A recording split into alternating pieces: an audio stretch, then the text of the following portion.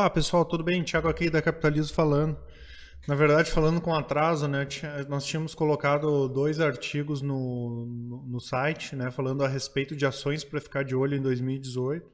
Na verdade, vão ser uma série de artigos de algumas ações que tanto o setor de análise fundamentalista quanto de análise técnica acha interessante, né? A intenção é ou pegar por uma análise só ou fazer um mix das duas, tá?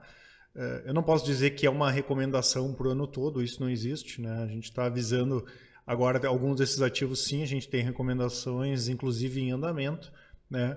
Obviamente vai depender de como for o fluxo de compra ou como for o comportamento das empresas aí durante o ano, tá? Mas são empresas que chamam muito nossa atenção, né?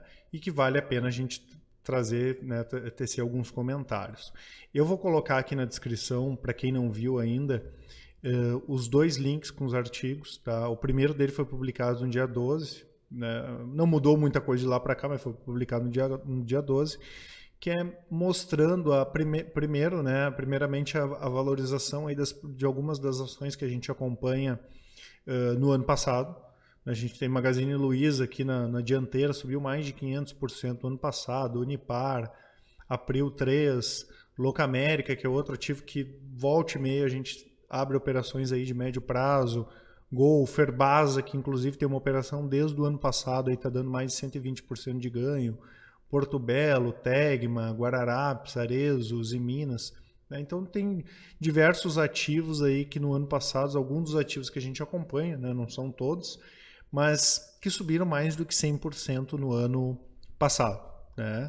E, claro, se a gente for olhar aqui, boa parte desses ativos não são de empresas blue chips, vamos dizer assim, óbvio que tem empresas muito grandes, como a Magazine Luiza, como a Gol, como a Guararapes, que é Riachuelo, a Arezzo, mas não são, vamos dizer assim, não é o Itaú, não é a Petrobras, então tem algumas empresas fora do radar que vêm rendendo bem nos últimos anos e que podem continuar rendendo bem nesse ano, no ano que vem, né? A perspectiva ainda para a Bolsa é muito positiva.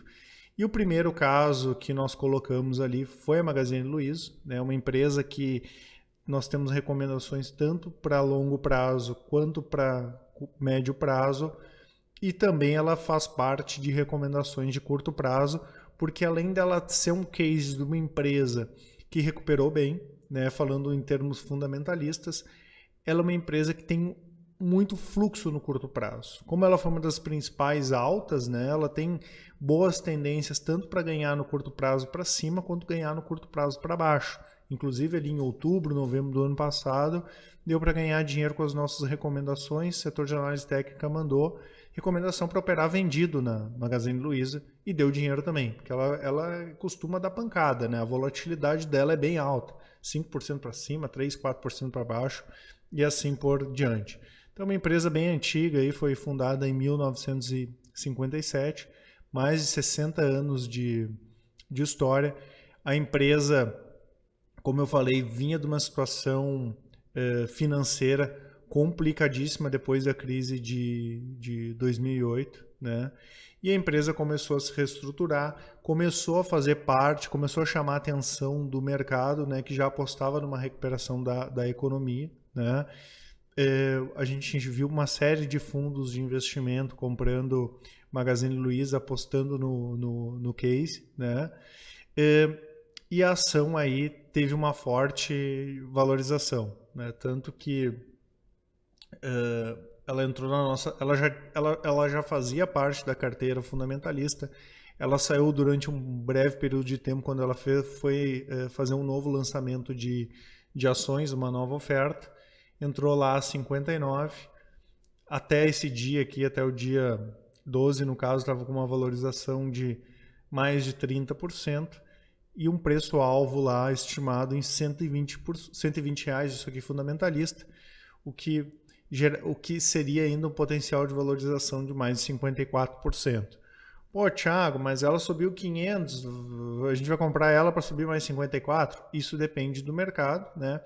Obviamente, se esse ano ela confirmar, divulgar um balanço agora do quarto trimestre bom, divulgar o balanço anual bom do primeiro trimestre bom, esse preço-alvo pode ser reajustado para cima, né? Lembrando que Esse é um ano de Copa do Mundo, por exemplo, é um ano de tende a ter a continuidade da recuperação econômica, e essa empresa aqui está muito bem posicionada dentro do varejo para justamente captar essa recuperação da economia. Tá?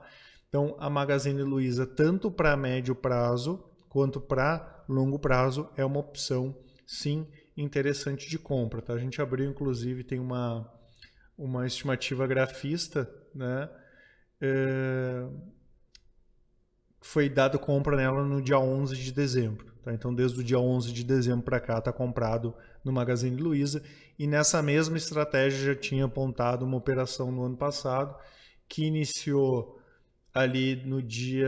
em 6 de julho de 2017, e a estratégia apontou saída no dia 19, com um lucro de mais de 115%. Então, como eu falei, é um ativo que tem que ficar de olho. Por quê? Porque ele responde bem tanto para curto prazo, como ele também responde aí bem em função dessa questão dos indicadores fundamentalistas, por ser uma empresa de recuperação. O outro artigo que eu vou colocar aqui embaixo também, eu vou aproveitar e já vou fazer os dois, tá? Foi publicado dia 26, agora na última sexta-feira, que fala de Suzano e Fibria, que são outros dois cases de empresa de recuperação, né? Quem já tem mais tempo aí no mercado deve se lembrar, em 2008, que teve uma crise mundial violenta, né?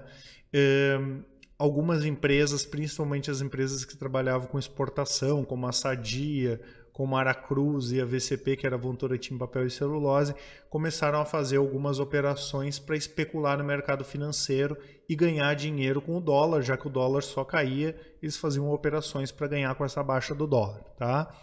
Não é hedge, né? Não é travar a importação ou exportação, e sim fazer especulação. As empresas queriam, além de ganhar dinheiro com as atividades delas, ganhar dinheiro no mercado financeiro. Então a Sadia, que vendia frango, queria especular na bolsa. A Aracruz e a Votorantim Papel e Celulose, que faziam operações que vendiam papel e celulose, queriam ganhar dinheiro no mercado financeiro também. E elas queriam ganhar em dobro, até está escrito ali, e acabaram perdendo em dobro, porque o mercado delas derreteu com a crise, né? Uma quebradeira de empresas ao redor do mundo, e além disso elas perderam também dinheiro com essas operações de dólar, né? Então a gente viu a Perdigão comprando a Sadia, sendo que na época a Sadia era bem maior do que a Perdigão, e também a VCP juntando com a Aracruz, né?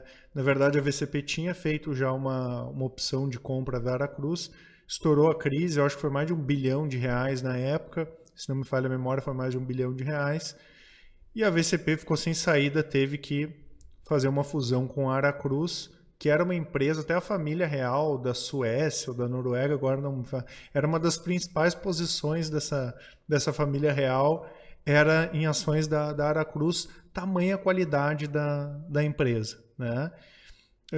Elas virtualmente quebraram, só não fecharam as portas porque eram empresas grandes demais para quebrar, vamos dizer assim. Os bancos aportaram dinheiro, elas se endividaram muito, e elas sempre foram empresas porto seguro, né? Porque elas tinham a receita em dólar, então quando o dólar subia a receita delas. Depois desse endividamento gigante, boa parte também em moeda estrangeira, quando o dólar subia a receita, só que subiu o endividamento. Quando o dólar caía, diminuía o endividamento, mas também caía a receita. Lembrando que teve uma queda nas vendas, né? Antes era só uma questão do dólar subir ou cair, que tinha um impacto na receita, mesmo vendendo mais ou menos. Só que como teve um impacto nas vendas também em função da crise, essas empresas perderam dinheiro de tudo que é jeito. Houve uma reestruturação profunda dessas empresas, né? O mercado melhorou bastante. Aqui eu estou falando tanto da Fibria quanto da Suzano. O mercado melhorou bastante para elas, tanto que quem nos acompanha aí tem visto, a gente sempre anunciando novas altas no preço da celulose, né? América do Norte, Europa, são empresas gigantes. Hoje mesmo veio uma possível oferta de compra da Fibria, né? A mesma empresa holandesa que comprou a Eldorado do grupo JF, que é dono da JBS, deve fazer uma oferta de compra para comprar a Fibria, né? São empresas que se recuperaram bastante, né?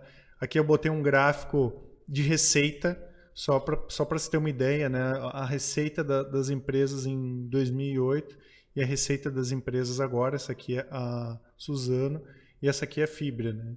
Se pegar os outros indicadores, a gente vê uma melhora boa também, né? São empresas que estão lucrando, estão com uma margem maior, diminuíram o endividamento. A Suzano, por exemplo, entrou no novo mercado agora, ela tinha SUSB 5 e 3, virou tudo SUSB 3, tem uma governança corporativa muito boa. Então, praticamente voltando aí para o patamar de antes da crise de 2008, são empresas que voltaram a ser porto seguros, vamos dizer assim, empresas que, claro, ainda estão com uma dívida muito alta, mas melhoraram bastante. São outros dois cases de recuperação, parecido com o que a gente viu no Magazine Luiza, né? O ano passado as ações da Suzano subiram 36% e a Fibria aí subiu 53,76%. Então, para que ficar de olho nessa dupla, né? Porque o nosso setor de análise fundamentalista e tanto de análise técnica gosta dessa dupla aqui. Primeiro, por tudo isso que eu comentei, cases de recuperação, né? E segundo, que são ativos que respondem bem quando o mercado não está muito bem. Por exemplo, quando o dólar sobe. Quando o dólar sobe é positivo para as duas. A gente viu aí nos últimos meses, mesmo com o dólar caindo, as duas subindo, até por uma questão que elas aumentaram o mercado, conseguiram repassar preço, mas são ativos que respondem bem, por exemplo, contra a bolsa.